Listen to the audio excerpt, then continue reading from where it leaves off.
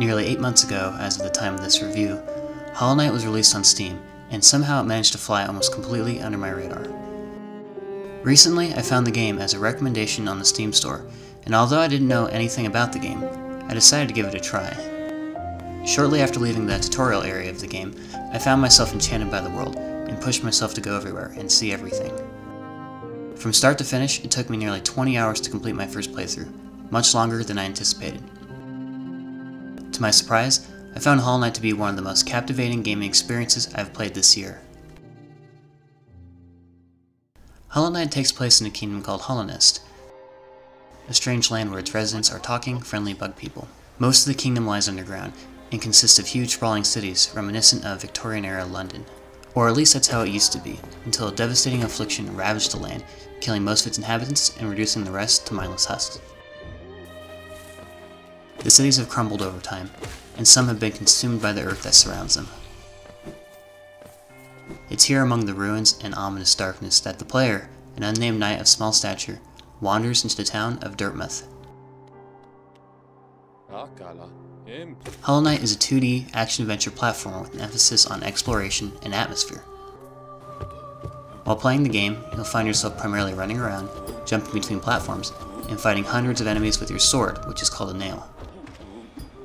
In true Metroidvania fashion, you'll also find a large variety of blocked paths, which you can return to after learning the right ability to progress. There's a light equipment mechanic in the form of charms, and a currency called Geo that can be collected from defeating enemies and exploring. Lastly, there are boss fights, ranging from duels against other knights, to battles against monsters of great strength and size. Combat is simple to start, with your character being capable of only jumping and simple attacks, but becomes much more interesting as you encounter more versatile foes and learn new abilities.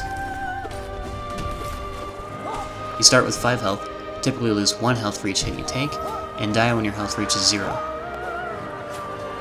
You also start with a soul meter that fills up with energy gathered from attacking foes. Soul gathered can be used to restore health or cast magic spells, and tends to refill quickly in combat. If you die, you'll start over from your last checkpoint, suffer a penalty to your maximum soul capacity, and lose all your Geo unless you can return to where you died and defeat your shade. There's a large number of boss fights in Hollow Knight, all of which serve to challenge your reflexes. These encounters are often found through exploration, as there are no flashing signs or waypoints to direct you to them. More often than not, you will stumble into a boss fight unprepared, resulting in a frantic and desperate fight. Bosses are typically aggressive with a variety of attacks, and will require careful attention to learn their patterns. Some will summon minions or spray projectile attacks, testing your ability to dodge and attack simultaneously. Others will attack with lightning speed, offering little to no warning for first-time opponents. Your reward for victory will vary, but is always worth the effort, and can even be a powerful new ability that allows access to new areas. Exploration is critical in Hollow Knight, and how thoroughly you explore can determine how powerful or underpowered you are when you encounter more challenging enemies or boss fights. From the beginning, there are many branching paths to traverse, with no clear indication of which path is the ideal course.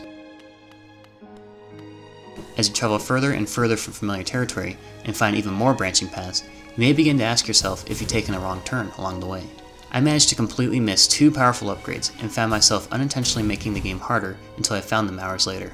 Backtracking is inevitable, and I've frequently discovered entire new areas tucked away in spaces I never would have expected. As you explore, you will come across a variety of different points of interest to help you with your journey. The most common one is the bench, which you can sit at to recover health, swap charms, and respawn at if you should die. Stag stations can be found on the rare occasion, which allows you to fast travel to any other discovered stations. Vendors can be found periodically, and a cartographer can be found in most areas to sell you a map of the immediate surroundings. Of course, there are many other characters to be found scattered around Hallownest, and some are less friendly than others. Charms are equipable items that can be bought or found throughout the game, offering passive bonuses or altering the effects of some spells. You will start with 3 charm notches, which are slots used to equip charms, and can find more throughout the game. Each charm will require between 1 and 5 notches to equip, with the higher cost charms typically providing a more powerful benefit.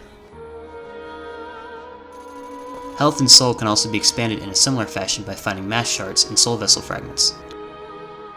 after finding 4 mass shards or 3 soul vessel fragments, your maximum capacity will increase for the corresponding stat. Although charm notches, mass shards, and soul vessel fragments can be bought, these valuable items will be found primarily with exploration. While playing Hollow Knight, the story is not explicitly revealed to you, but is subtly told in the environments you explore and the enemies you fight.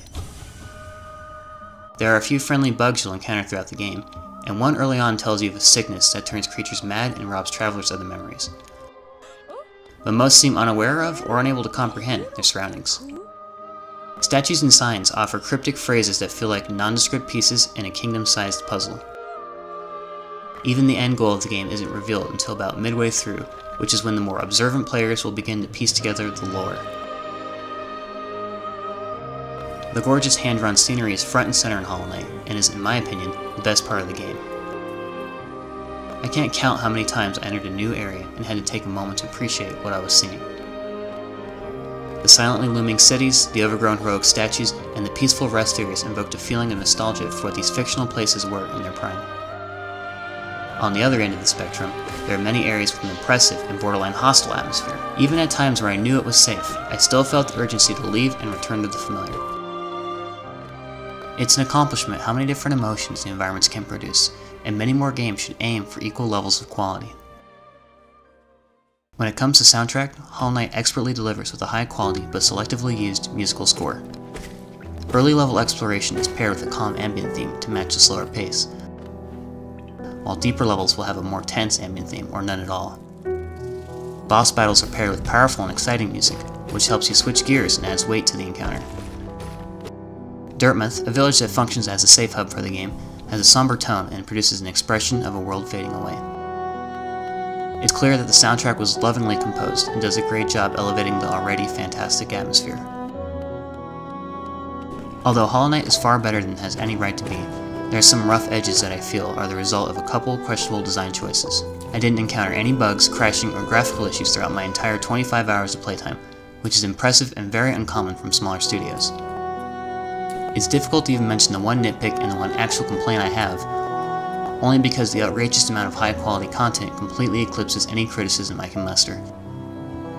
There is only one example of an actual issue hurting my enjoyment of the game, and it's from an optional area near the end. These objections are entirely based on my opinion, and when it comes to opinions, your mileage may vary. The one nitpick I had is regarding the Wayward Compass charm, which is absolutely essential for navigating the world. If you don't purchase a map of an area, you're unable to see a high-level view of your surroundings. Even if you have a map, you can't see where your position is on the map without buying the Wayward Compass charm and equipping it, which occupies a charm notch. Since this is almost always necessary, it always uses a charm slot, unless you swap it temporarily at a bench before a boss battle. The other map upgrades you can buy don't need to be equipped, so I don't understand why this one is different, and I disagree with this design choice. My only actual complaint, and perhaps the only thing I can claim to hate in Hollow Knight, is regarding an optional area near the end of the game called the White Palace. This area is basically a chain of platforming trials that consists of circular saw blades and carefully timed jumping segments, with a failed jump setting your progress back by a frustrating amount. The circular saw blades, aside from being frustrating to deal with, look ridiculous and don't make any sense in the context of the White Palace. There are almost no enemies to fight, no boss at the end, and the entire area feels to me like it belongs in another game. I went into Hollow Knight expecting a short game with cute characters, and ended up losing a week of my life and left hungry for more.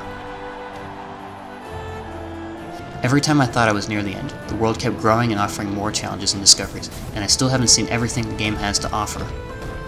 I had to suppress the urge to keep exploring and find every secret, and defeat every boss, or else this review would never be finished. At the end of my first playthrough, I begrudgingly settled for a 93% completion score, reminding myself that I still have a sizable backlog of games that yearn for my attention. Hollow Knight is $14.99 on the Steam store right now, which is an absolute steal for the sheer amount of content packaged in a single game. Team Cherry has released one free content update, which added 2 more optional bosses, and another free content update is planned for release this Halloween. Even though platformers are not games I typically enjoy, I loved almost every minute of my time playing Hollow Knight. After playing for approximately 25 hours, I had to force myself to finally finish the game, and not for lack of enjoyment. If that is not one hell of an endorsement, then I don't know what is. The verdict for Hollow Knight is buy this game.